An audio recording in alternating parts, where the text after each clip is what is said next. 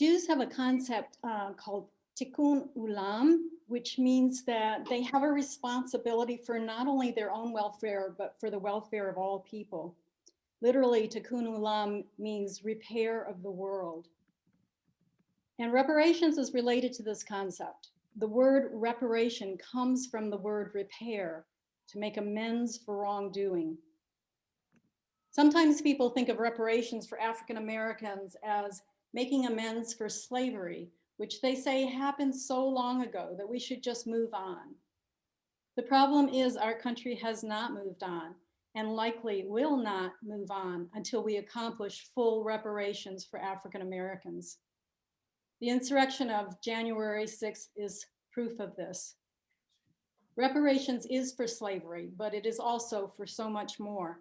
In the words of Ta-Nehisi Coates, reparations are for 250 years of slavery, 90 years of Jim Crow, 60 years of separate but equal, 35 years of racist housing policy. Until we reckon with our compounding moral debts, America will never be whole. Our compounding moral debts now include atrocities of the last 4 years, including the insurrection of January 6th. I believe that authors and politicians who are having an impact on bringing about reparations should be honored as heroes. They're offering a great service to humanity. And so I'll be showing pictures of the heroes, some of these heroes, there are many throughout this talk. And we'll begin with William Darity and Kirsten Mullen, who wrote From Here to Equality, Reparations for Black Americans in the 21st Century. And this was just released in 2020. Darity is an economist whose career includes studying racial inequality. He's a professor of public policy, African American studies, and economics at Duke University. The co-author is Kirsten Mullen, and she's a writer, folklorist, and lecturer on race, art, history, and politics. I can't speak too highly of this book and the tremendous amount of research that went into it. It offers a comprehensive look at crimes against Black Americans and the companies and colleges and universities and governments that benefited from these crimes. The book also points out every time reparations were proposed throughout our history as a nation and how we took the wrong path. So let's take a look at how Darity and Mullen define reparations. They say reparations are a program of acknowledgement, redress, and closure for a grievous injustice. And they use the acronym ARC. A for acknowledgement, R for redress or restitution, and C for closure. So in this talk, we're going to examine each of these, but I'm going to spend most of the time on acknowledgement, because I feel that if acknowledgement is done well, restitution and closure will naturally follow. So what do we need to acknowledge? First of all, we need to acknowledge our hypocrisy as a nation. And then we need to acknowledge the many forms of violence that continue to occur against African Americans. And if we do these two well, an apology will follow naturally. Those who have privilege as a result of racism cannot apologize until they understand the scope of the problem. To acknowledge our hypocrisy as a nation means acknowledging the huge disparity between our ideals as a country and what actually has occurred and continues to occur. So the ideal is pretty good. We're a democracy, which means we value equality and freedom. And this is in our words of our Declaration of Independence. We hold these truths to be self-evident that all men are created equal, that they are endowed by their Creator with certain inalienable rights, rights that cannot be taken away, and that among these are life, liberty, and the pursuit of happiness. So that's the ideal. What is the real? The real reality on the ground is that we have immense inequality, and this inequality leads to lack of freedom. So we return to Coates, 250 years of slavery, 90 years of Jim Crow, 60 years of separate but equal, and 35 years of racist housing policy. And we continue to compound our moral debt right up to the present moment. Author Michelle Alexander has called the mass incarceration of Black Americans the new Jim Crow. And in 2021, we continue to have extreme racial disparities in education, wealth, job opportunities, and housing across the country, as we can see with our own statistics in Hickory. I'd like to look at the life of Thomas Jefferson to help us understand these discrepancies that directly point to our hypocrisy as a nation. As we know, he is the primary author of the Declaration, who wrote these inspiring words. And we have to wonder, did he really believe his own words? I think in one sense he did, in that he believed in the ideal. But the reality is that Jefferson enslaved over 600 people during his lifetime. For me, this brings just a little bit of cognitive dissonance, and I'm sure it does for most people who know this fact, and perhaps it did for Jefferson himself.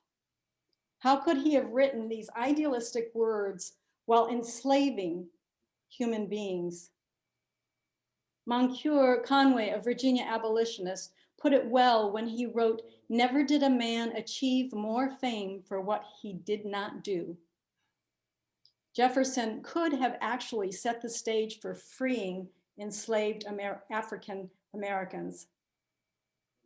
But he didn't. And in fact, he was responsible for the protection of the slave system in our Constitution. I read an article in the Smithsonian that helped me to understand how Jefferson could both rail against slavery and support it at the same time. And my conclusion is pretty simple. One part of him knew what was right, and another part of him was greedy. In a letter that he wrote to George Washington in 1792, you can see a scribbled calculation in the margins. It's almost like he was trying to figure out at the time he was writing to Washington this fact, and it is that he could make 4% profit every year on the birth of Black children of the slaves that he already owned. Historians have recently discovered a manipulation of historical facts. We knew that Monticello Estate had a nail factory on it. What we didn't know is that young Black enslaved boys ages 10 to 12 were whipped regularly in order to get them to work harder. This was recorded in Jefferson's own farm book, but the passage was taken out when it was first published. Acknowledgement of our hypocrisy requires relating our history with honesty, not deleting any of it, but presenting it in all its totality. Acknowledgement of hypocrisy requires that we include graphic details, because these will create empathy. Without empathy, we won't have reparations. We can learn facts and statistics about inequality, but must feel this in our bones. White Americans knew about police brutality, but seeing the video of George Floyd with his placid, almost bored look as a human being cried out for his life changed everything. So we must name atrocities for what they are, evil acts. Another hero in the cause of equality and justice is Isabel Wilkerson. And here in the slide, you see her receiving the 2015 National Humanities Medal. Wilkins relates history with honesty and graphic details. Her first book was Warmth of Other Suns, which relates the Great Migration of 6 million Black people from the American South to the North, Midwest, and West from 1916 to 1970. Her second book, which came out in 2020, is called Caste, and it's about American racial system, our racial system as a form of caste. The book elicits empathy by including personal stories with graphic detail. Wilkerson writes, "We shy away from the details of racism because we don't want to make the effort to correct our grievous wrong. More than wrongdoing, let's use the word that's more appropriate, evil. We as Americans have a moral obligation to look the truth in the eye and acknowledge it for what it is, pure evil. Much of our history must be retold as it is recommended in the 1619 Project. We must acknowledge our reality doesn't live up to our ideals, acknowledge that many of our systems and acts have had evil intent as egregious as occurred in Nazi Germany, and acknowledge that the main source of evil, this type of evil, is greed. Profit has always been the bottom line of our socioeconomic system. An example, the Civil War could have been prevented if it were not for greed. Before the Civil War, President Lincoln offered to pay slave owners a fair price to free their slaves, but they refused. They knew that they couldn't make the profits they were making without slavery, so they chose greed over what was right. We know about Southern plantation owners, but slave trade's most lucrative businesses were in the North. Companies in New England provided enslaved Africans and provisions for enslaved Africans to the American South, Caribbean, and South America. Newspapers profited from advertisements of enslaved people. New York City was built on cotton trade, and the list goes on. Today, we still cannot manage to broach the topic of reparations. Why? Because it would cost too much. Greed again. The privileged white upper caste need to acknowledge that our wealth as a nation was built on the backs of enslaved people. If the privileged are not willing to even have a conversation about reparations, they are essentially saying, I can't be bothered. It's not my problem. And when we say that, aren't we acting like slaveholders who found it more convenient to increase their profit by 4% a year than to come up with an economic system that didn't depend on enslaving Africans? I'd like to quote the author of So You Want to Talk About Race, Ijoma Oluo. She writes, for hundreds of years, we have been told that the path to freedom from racial oppression lies in our virtue, that our humanity must be earned.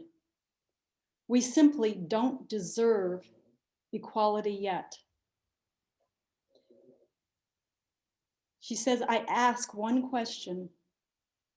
Do you believe in justice and equality? Because if you believe in justice and equality, you believe in it all the time, for all people. So let's acknowledge the violence. Johann Galtung, the founder of Peace and Conflict Studies discipline, spoke of 3 kinds of violence. And in this slide, you see it in the form of a triangle.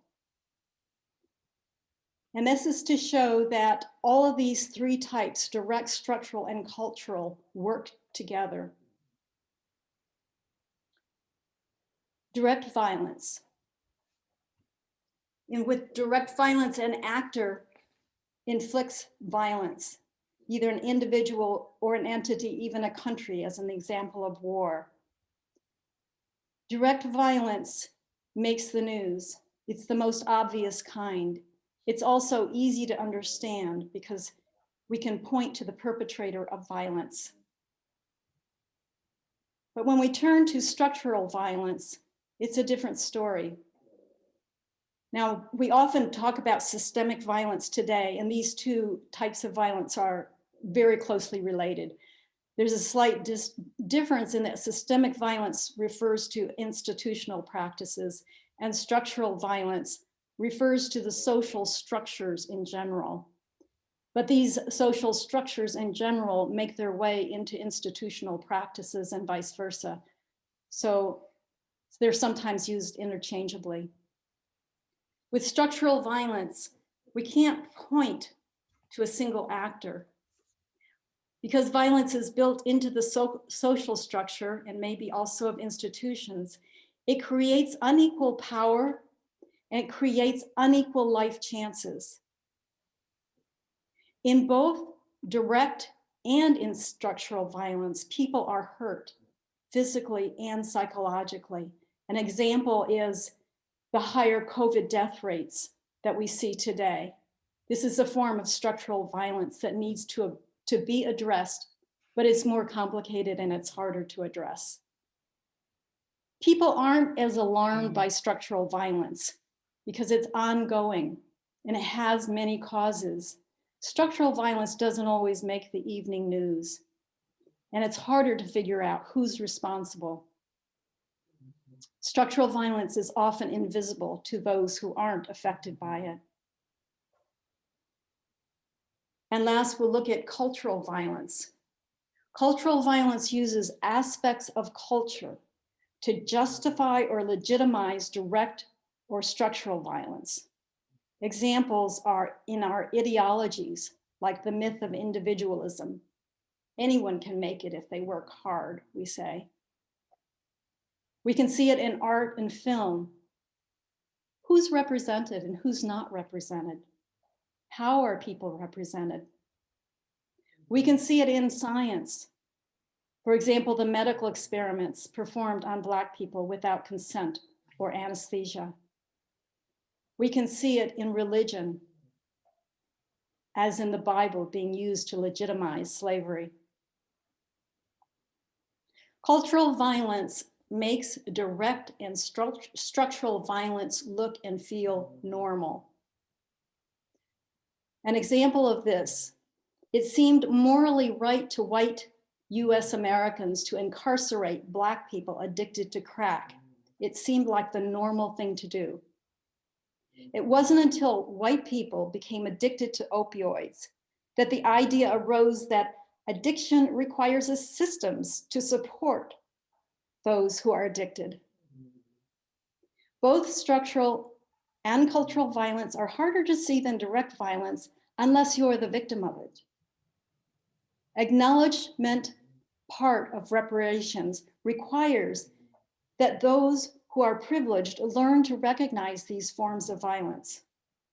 So I'd like to look at a couple of examples in more detail. The absence of intergenerational wealth for many Black Americans is a form of structural violence. Let's look at some of the causes of this. And here we see a picture of Ta-Nehisi Coates, who wrote an article on reparations for The Atlantic in 2014. And this article reignited a national discussion about reparations. Coates became a public voice for reparations in many venues, and he was a witness at the House hearings for reparations in 2019. Although Coates touches on slavery and Jim Crow in his article, he focuses primarily on the 35 years of racist housing policy, known as redlining and contract sales. Let's look at how this worked. In 1934, the government established the Federal Housing Administration, or the FHA. The FHA's stated purpose was to make homeowning more affordable and possible for more people. We could call that the de jure purpose. So let's look at what de jure means and how it contrasts with de facto. De jure means by law, practices that are legally recognized regardless of whether the practice exists in reality. De facto means in fact. These are situations that exist on the ground. even if they're not legally recognized. De facto, the FHA statement actually applied only to white Americans. So we'll pull up a map of San Francisco, which shows how redlining works. And there were maps like this all over the country. 1934, with the FHA, is when redlining began. So in the green portions of this map, they showed that white Americans, where white Americans only have access to homes, there was deliberate segregation. The red areas were for Black Americans. Now let's talk about these FHA-backed loans. They were only available in the green areas. In the red areas, loans were simply not available. They were labeled hazardous real estate. Our federal government enforced the practice of redlining until 1968. That's 34 years of deliberate racism by our federal government. And that's not all. White investors took advantage of the slow market in the red areas. So they began buying houses cheap and then selling them to Black people. Black people couldn't get bank loans. So the sellers said, well, why don't you just buy it on contract? You can make monthly payments until you own the home. These are called contract sales. But before the loan was paid off, the monthly payment would be raised, or there would be a major expense, or an insurance bill would suddenly appear out of nowhere, which the homeowner, quote homeowner, had to pay. The homeowner was not actually a homeowner, but de facto a renter. If the Black family defaulted, they would lose the house and all of their quote equity. White investor then would just begin the process all over again and find another Black quote buyer. Redlining, so here we have the protests. Redlining and contract sales need to be understood as a form of violence. They are crimes. They were crimes against families and whole communities. And without homes and equity, Black people weren't able to accumulate wealth to pass on to their children. Here's a picture of Black veterans for another example of racist practice that resulted in the lack of wealth for Black Americans. During the time of World War II, in 1944, the GI Bill was created to help veterans of World War II. It was a good bill. It established hospitals, made low-interest mortgages available. It granted stipends covering tuition and expenses for veterans to attend college or trade schools.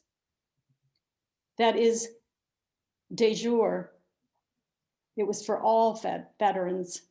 De facto, it was for all white veterans and very few Black veterans. Systemic racism leads to white privilege, and I will give you a personal example of this. My father lived in a family with no family wealth. And he tells the story, they did have a house, but there was a very small house and he had to sleep on the porch. So he talks about how sometimes he'd wake up with snow on him. But he did fight in World War II, and he did receive a GI Bill. And he spoke of that often, how we would not be where we are today without the generosity of the government. He was able to get a college degree in electrical engineering. He began to work for IBM. He started accumulating IBM stock. He bought a home which appreciated in value so that he could buy a better home. He was able to create intergenerational wealth. This wealth paid for my college, my undergraduate tuition, along with my siblings. He even paid the down payment for my first home, which appreciated in value. And so I bought a better home, which appreciated in value. I now have wealth to pass on to my own children, and it goes on like that. So much depended on that GI Bill for my family and for many white families. It created a lot of leverage for white Americans, and it created a lot of disadvantage for Black Americans who served in World War II. They were not given the chance to accumulate wealth.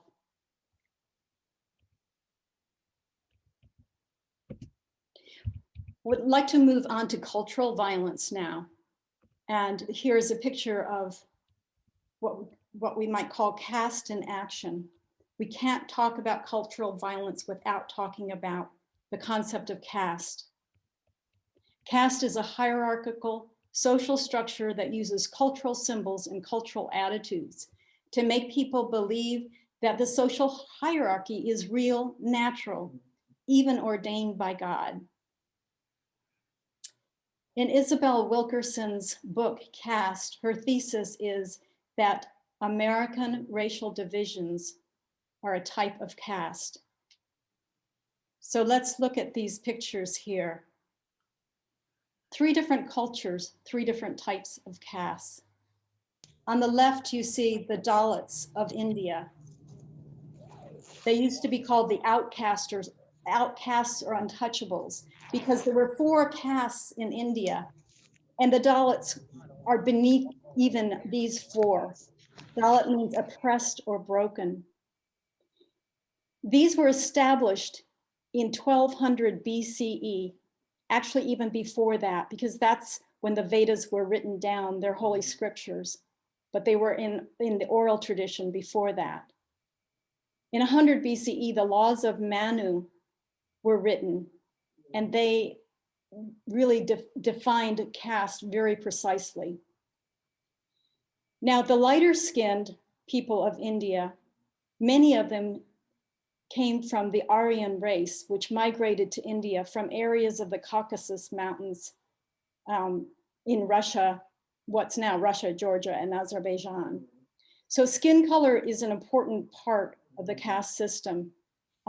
Lighter skinned people are valued in India. In the middle, you see the Germans' 12-year brutal caste system, which had basically 2 levels, the high caste, the Germanic race, and listen to what they called them, Aryans, same as the Aryans of India. The Jews, Gypsies, and Black people were at the bottom caste. And you see in this picture a swastika. You see the swastika all over India as a holy symbol. It didn't mean what it did for Germans, but there was some connection there between Germany and India around before the time of World War II. They had a common enemy, and that was Britain. On the right, you see a picture of Jim Crow, the American caste system. We had our own myths about that area of the Caucasus. We say that Noah's Ark landed there. This is a common myth. So if you've ever wondered where the name Caucasian came from, it's the same area of the world. We also have our myth that Noah cursed Ham, and so that Ham's descendants would be slaves from Africa. So moving back to Wilkerson's book, The Caste, she points out among these 3 different caste systems, many similarities, and I'm just going to point out a few of them. One is the purity of bloodlines, and this is why there is segregation, primarily because of the horror that's perceived as a result of intermarriage. Now, there was a commission of Germans who studied racial segregation in America as a model for their own system. But even they couldn't go as far as the creators of our white supremacy, particularly the states who declared not 1 drop of Black blood, or you would be part of the lower caste. Another is that lower castes are polluting. So you have this binary between purity and pollution, which shows up in a lot of religions. And you can see it in America, particularly the pollution of water, having separate drinking fountains, and if a Black person even touched public pool water, the entire pool had to be drained during Jim Crow, scrubbed and refilled before white people would enter it. Another commonality among the different caste systems are the use of religion and religious texts to justify caste, and the use of cruelty to keep a lower caste in their place. It's important to understand here that there's no basis for caste. There's no basis for the idea of race, which is totally made up. And yet it's still a part of American culture. January 6th insurrection, we saw white nationalists, neo-Nazis who were emboldened during the 45th presidency. They will not stand for dismantling caste and turn to direct violence. But more subtle forms of cultural racism exist as well. For example, when we talk about race, we think about, or at least white people think that it's Black people who have race, that white is just the norm. Recall that cultural violence uses cultural symbols to legitimate dominance by one group. So here's an example of cultural violence, and these are the statues of Confederate soldiers, and here we have our own Newton Confederate soldier, honoring the soldier who died, as the engraving below says, for a cause so grand. And arguments for keeping statues are cultural. We're proud of our heritage. In essence, we are making the evil past into something that feels honorable and good. Now, structural violence intersects with cultural violence, as in this picture of a vigilante white man. Cultural violence makes structural violence look and feel normal to the dominant caste. For example, de jure, by law, 31 states allow the open carrying of a handgun without any license or permit. 15 additional states require some form of license or permit in order to openly carry a handgun. De facto, Black people have been shot for carrying a gun, even a toy gun. Would a policeman be fist bumping this vigilante white man if he were Black? Direct violence also intersects with cultural violence. And here you see an example of that with the lynching as a Sunday family outing. Cultural violence makes direct violence look and feel normal to the dominant caste. How in the world could lynching be made to feel normal? I'd like to read a portion of the book by Isabel, Wilkerson, Caste, to show how they made it normal. Lynchings were part carnival, part torture chamber, and attracted thousands of onlookers who collectively became accomplices to public sadism. Photographers were tipped off in advance and installed portable printing presses at the lynching sites to sell to lynchers and onlookers, like photographers at a prom. They made postcards out of gelatin prints for people to send to their loved ones. People mailed postcards of the severed, half-burned head of Will James atop a pole in Cairo, Illinois in 1907. They sent postcards of burned torsos that looked like the petrified victims of Vesuvius. Only these horrors had come at the hands of human beings in modern times. Some people framed the lynching photographs with locks of the victim's hair under glass, if they had been able to secure any. One spectator wrote on the back of this postcard from Waco, Texas in 1916, quote, "This is the barbecue we had last night. My picture is on the left with the cross over it. Your son, Joe." This was singularly American. Even the Nazis did not stoop to selling souvenirs of Auschwitz. wrote Time magazine many years later. Lynching postcards were so common a form of communication in the turn of the 20th century America that lynching scenes became a burgeoning sub-department of the postcard industry. By 1908, the trade had grown so large that the practice of sending postcards featuring the victims of mob murders had become so repugnant that the US Postmaster General banned the cards from the mails. But the new edict did not stop Americans from sharing their lynching exploits. From then on, they merely put the postcards in an envelope. So all three types of violence, direct, structural, and cultural, intersect. And here's an example of police violence against Black Americans.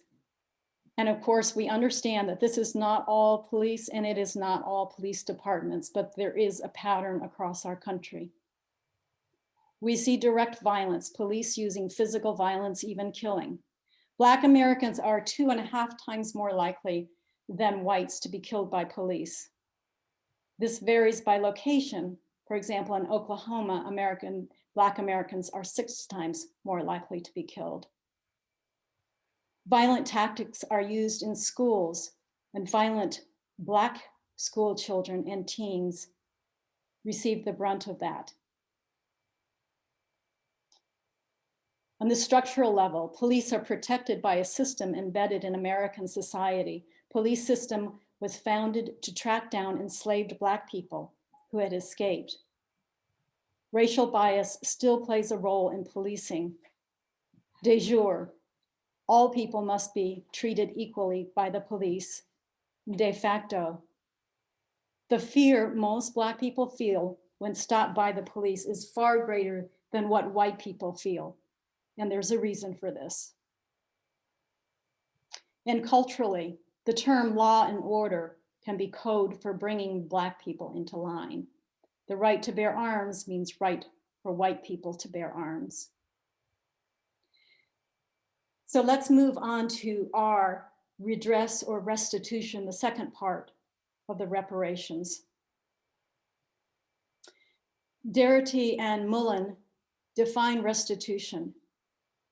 Quote, specifically, restitution for African Americans would eliminate racial disparities in wealth, income, education, health, sentencing, and incarceration, police participation, and subsequent opportunities to engage in political and social life.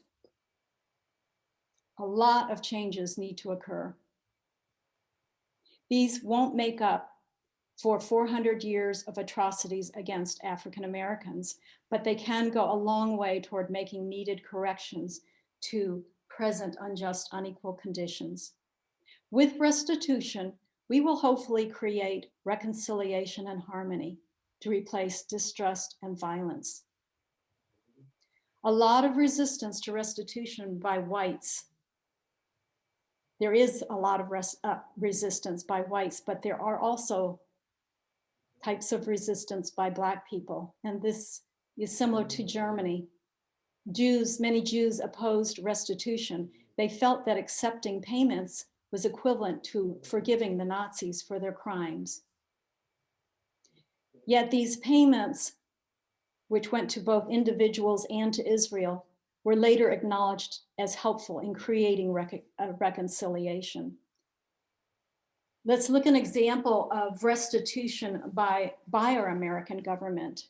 And here is a picture of Japanese internment camps. 120,000 people of Japanese descent were rounded up and put in these internment camps after the bombing of Pearl Harbor. They were there for 3 years under horrible conditions. Close to 2,000 people died of diseases. In 1988, the US government offered reparations of $20,000, the equivalent of $38,000 today, to each surviving internee. The legislation for this read that government actions had been based on race prejudice, war hysteria, and a failure of political leadership. So this was their admission of wrongdoing, and it was the right thing to do. But think about it. How much more does our government owe to Black Americans who have experienced direct systemic and cultural violence for 400 years? Our history since 1619. It won't be easy, it will be complicated, but it doesn't mean we shouldn't do it. We can expect white people to be divided about whether financial solutions are appropriate. But we should not assume that Black people will be of one mind either. The Black population of the United States is over 47 million, greater than the entire population of Canada. 47 million people cannot be expected to be uniform in their thinking. And this is why education about the history and issues of Black Americans is important for everyone.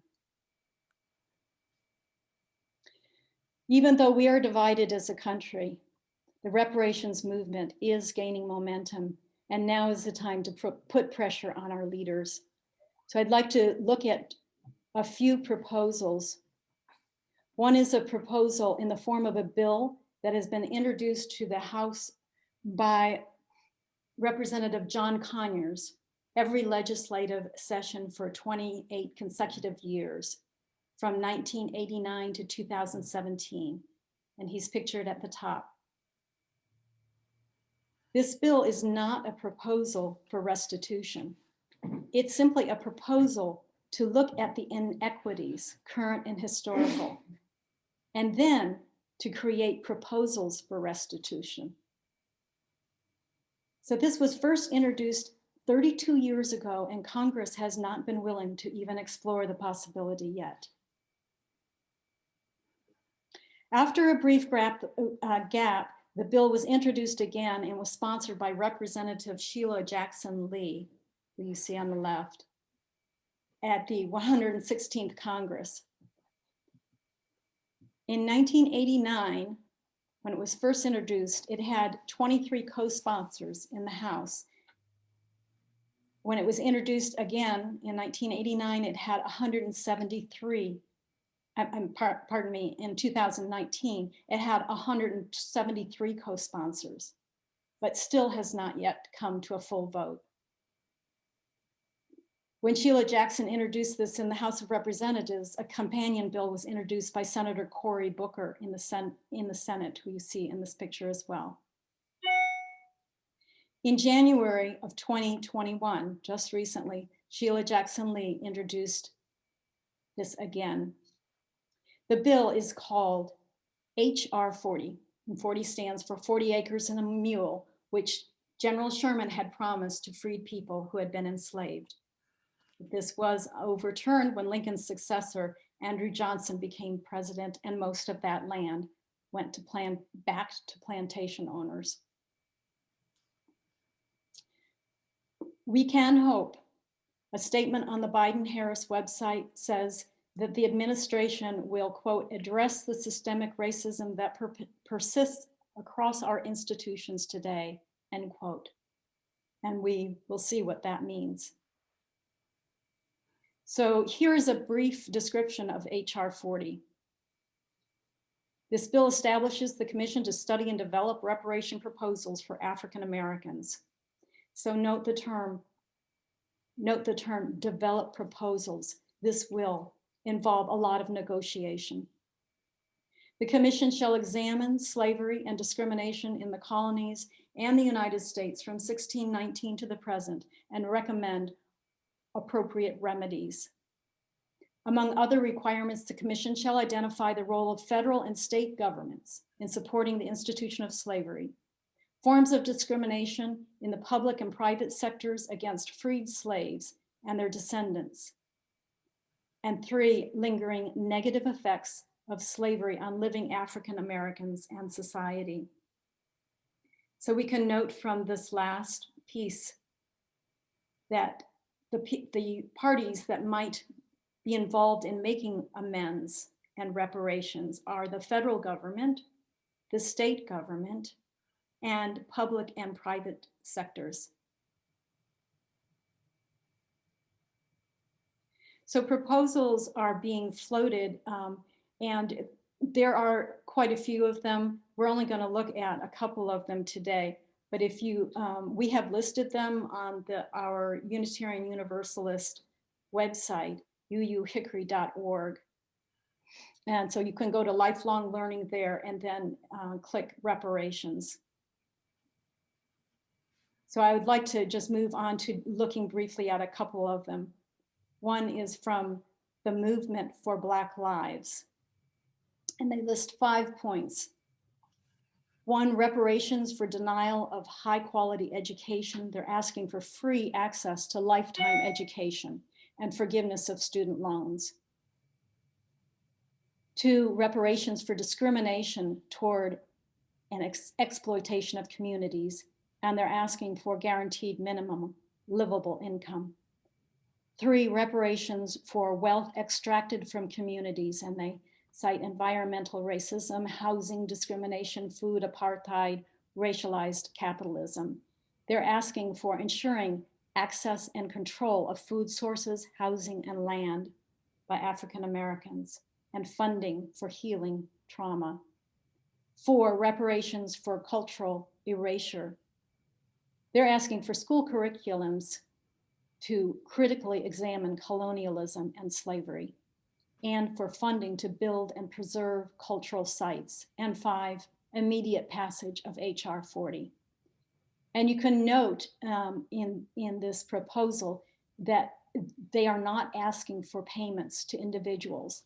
And so this is one of the main differences in the proposals. If we compare this to Darity's and Mullen's plan, they say any effective program of restitution must include direct payments to eligible recipients.